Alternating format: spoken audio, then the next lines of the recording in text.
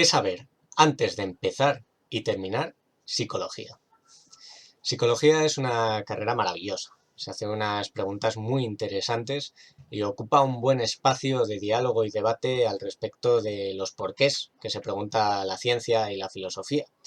Sin embargo, tenemos ciertas peculiaridades. La psicología tiene poco desarrollo a nivel de años o siglos y además hereda culturalmente un nombre de una especie de ciencia que estudiaba algo muy distinto a lo que entendemos ahora por psicología.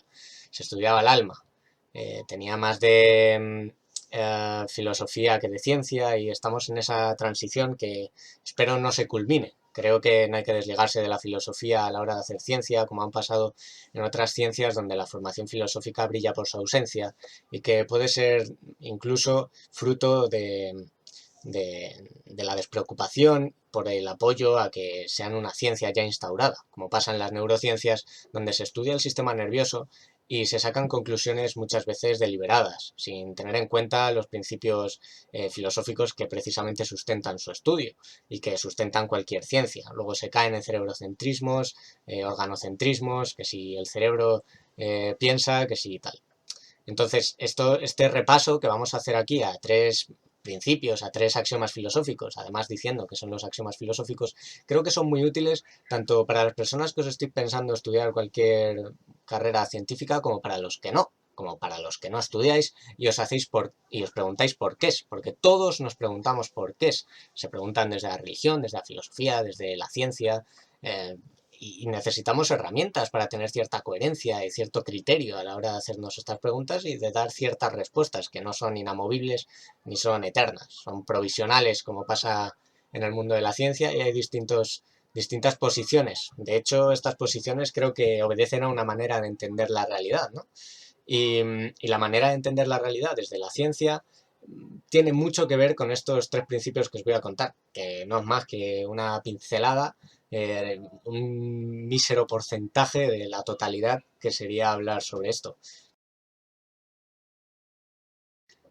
Hay personas que piensan que analizar críticamente o estar en contra del eclecticismo, es decir, esa especie de no posicionamiento como posicionamiento, hace tambalear a la psicología. No estoy para nada de acuerdo. Creo que de hecho fundamentar críticamente tus opiniones y tus argumentos es lo que hace robusta la psicología. Creo que es muy útil fundamentar por qué la psicología es una ciencia. Y es muy útil fundamentar por qué la ciencia estudia de la manera en la que lo hace.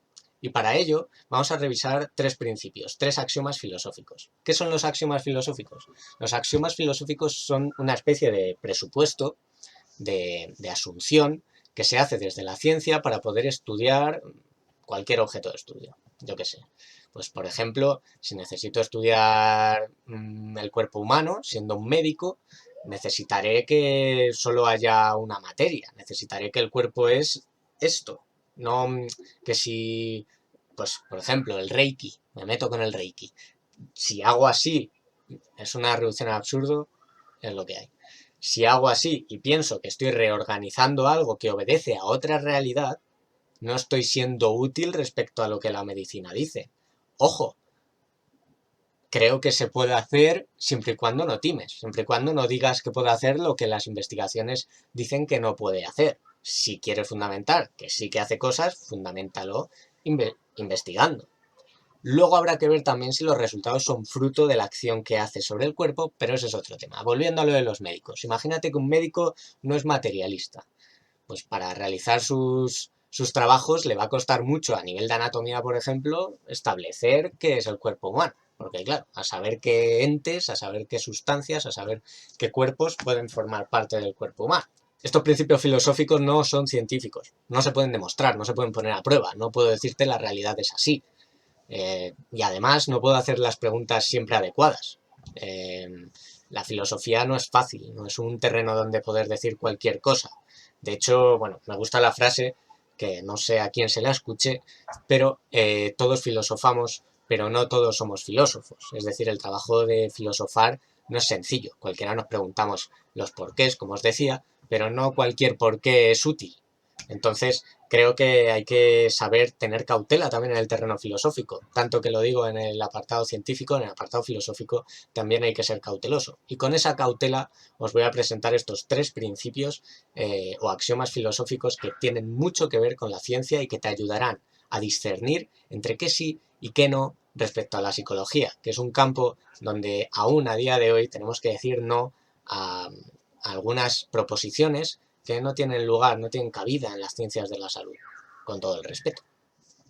El primero de los principios que vamos a ver es el principio ontológico, que enuncia, en una frase cortita, una pequeña aproximación, que existe una realidad que estudiar.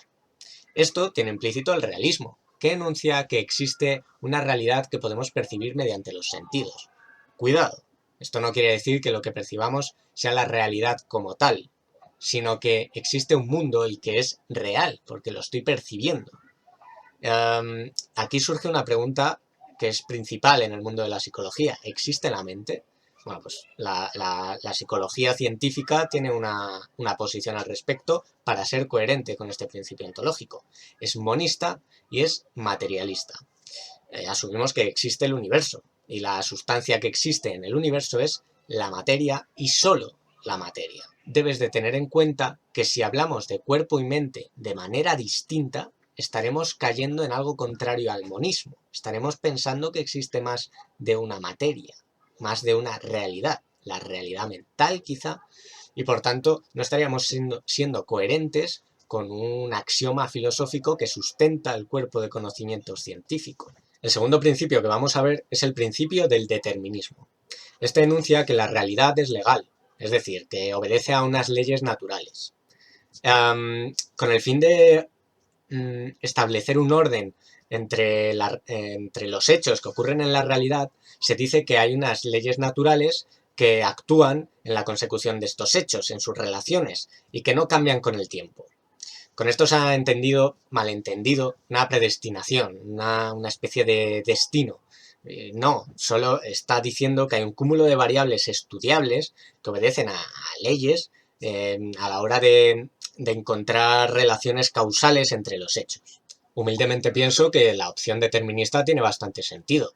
No podemos negar que yo estoy haciendo este vídeo debido a las interacciones que he tenido. No podemos negar que yo tengo actividad en esta red social por las interacciones que he tenido y porque he aprendido que se pueden conseguir interacciones. Entender que la conducta puede ser porque sí, la verdad es que aleja del estudio propio de la psicología, ¿no?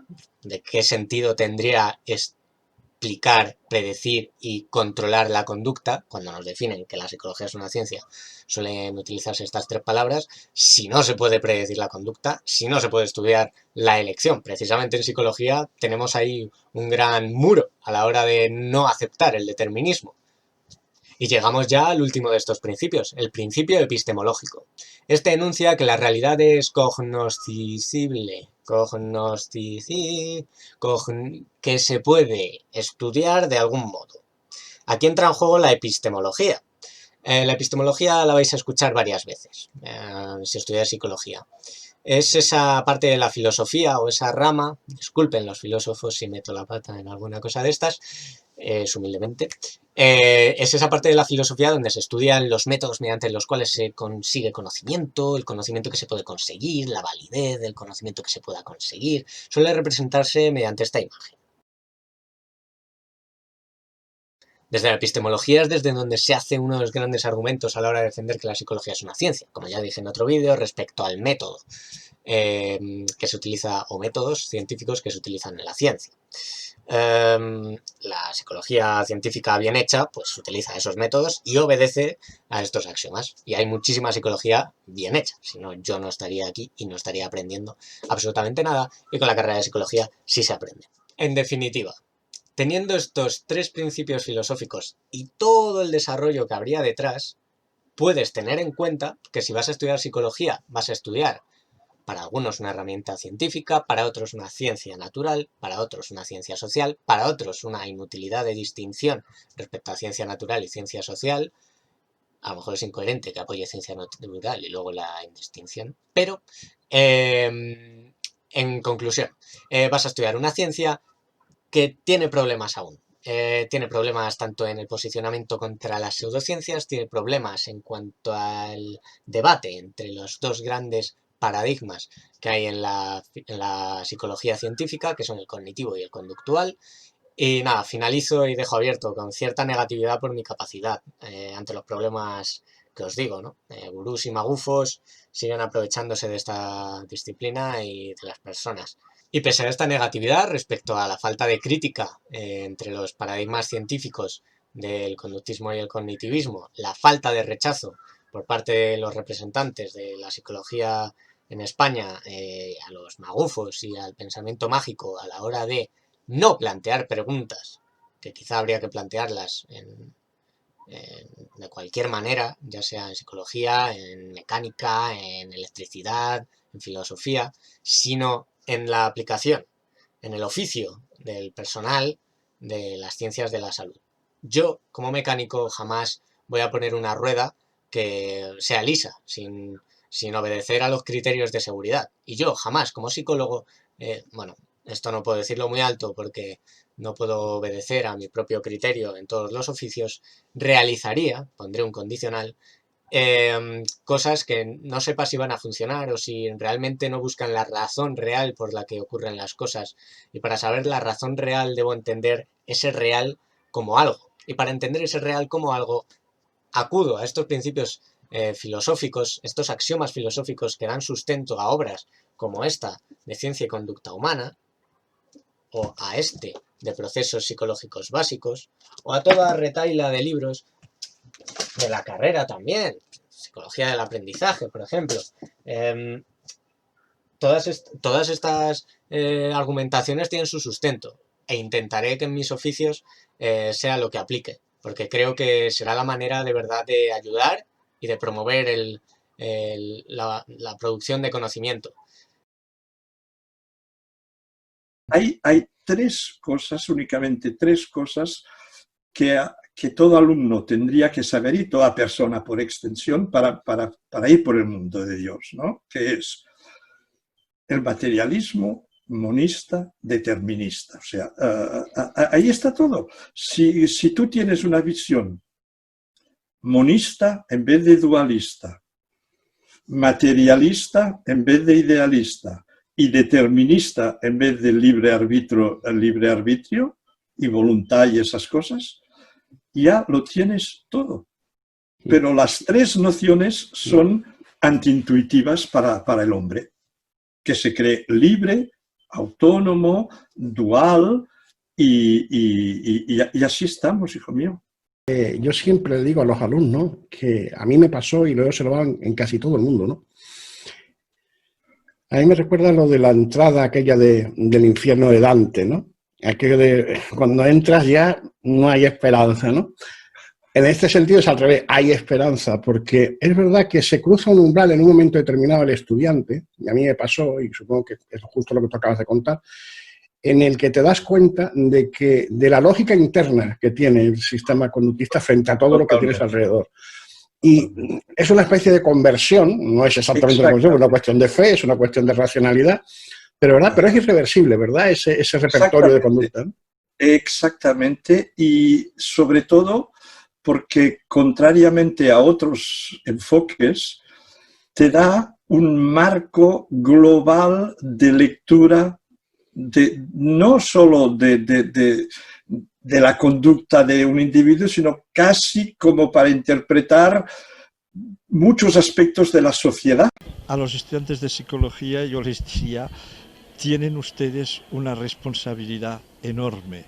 El papel social del psicólogo es actualmente de los más importantes, y no porque yo sea psicólogo lo digo, lo pienso de verdad, porque si ustedes reflexionan bien, la mayor parte de problemas con los que nos enfrentamos a todo nivel, económico, político, social, son problemas que a la base residen en la conducta de los individuos.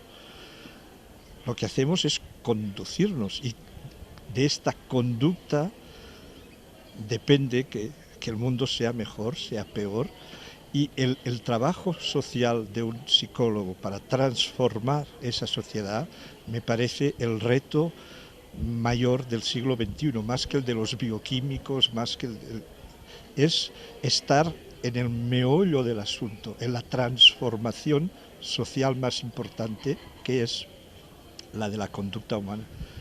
Y espero que, aunque yo no lo veré por la edad, que el trabajo este que estaba diciendo de transformación de la sociedad sea realmente efectivo en un futuro próximo.